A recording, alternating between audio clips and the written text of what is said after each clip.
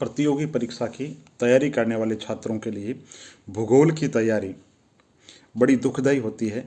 और विशेष रूप से जो नए छात्र तैयारी कर रहे हैं उनके लिए भूगोल में बहुत दिक्कतें आती हैं, क्योंकि भूगोल मूल रूप से विज्ञान की तरह एक अवधारणात्मक विषय है, समझ आधारित है।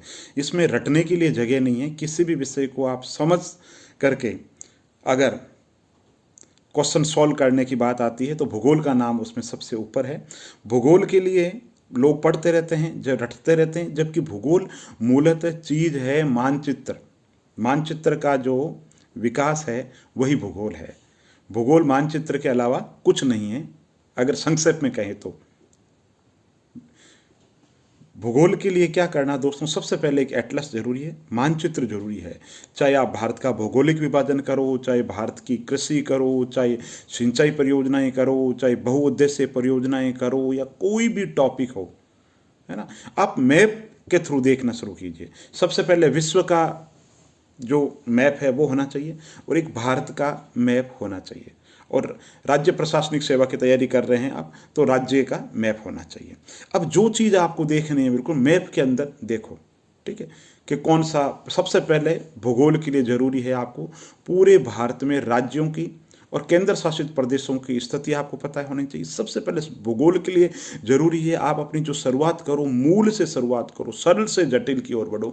तो सबसे पहले आपको पता होना चाहिए पूर्वोत्तर राज्य कौन कौन से हैं, उत्तर के राज्य कौन से हैं, दक्षिण के कौन से, पूर्व के कौन से हैं, पश्चिम के कौन से हैं, किन राज्यों की सीमाएं किन के साथ में मिलती है, ठीक है, पश्चिम तट का है, पूर्वी तट का है, भौगोलिक विभाजन के अंतर्गत कौन क्या है, हिमालय की स्थिति क्या है, उत्तर हिमालय, मध्य हिमालय, दक्षिण हिमालय, है ना, प्रायद्वीप का पठार। तो भौगोलिक विभाजन से आप देखो बिल्कुल कि भाई कौन सी जगह कहाँ पर है, रुचि विकसित करो, है ना।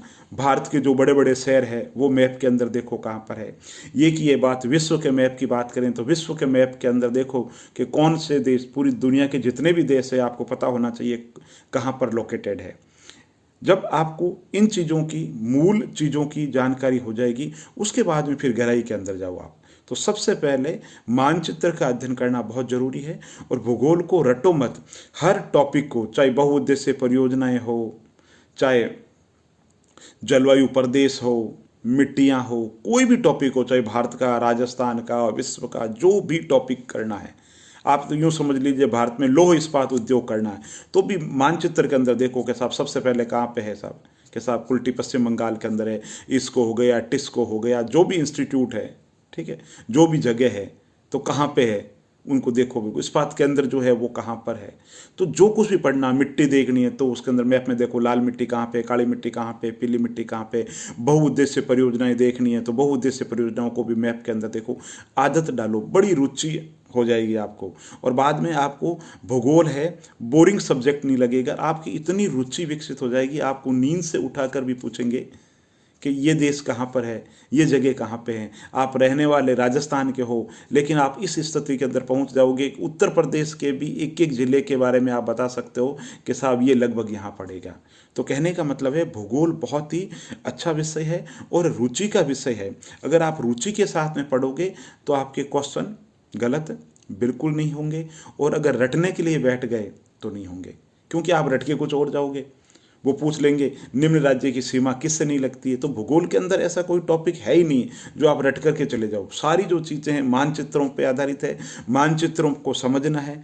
और आजकल तो एक नया ट्रेंड है स्टेट के अंदर भी और सेंटर के एग्जामों के अंदर भी कि कोई जगह भी पूछ ली, यानी सब सामयिक क्वेश्चन पूछे जा रहे हैं। कोई सम्मेलन हुआ G8 का, G24 का, या कोई भी सम्मेलन हुआ उसमें मानचित्र के अंदर कह देंगे साहब ये जगह बताइए कहाँ पर है। इसी तरीके इतिहास के जो क्वेश्चन है उसमें भी जगहों के बारे में पूछ लेते हैं कि बताइए कौन सी जगह है। तो कहने का मतलब चाहे इतिहास के क्वेश्चन है ना तो उसके अंदर भी भूगोल का, और समसामयिक क्वेश्चन है तो उसमें भी भूगोल का और मैप का महत्व बढ़ता जा रहा है। इसलिए भूगोल के लिए मैप का होना बहुत ही ज़रूरी है। मैप की अच्छी समझ विकसित करो, खाली मैप रखो, अभ्यास करो कि कौन सी जगह कहाँ पर है उसको देखो।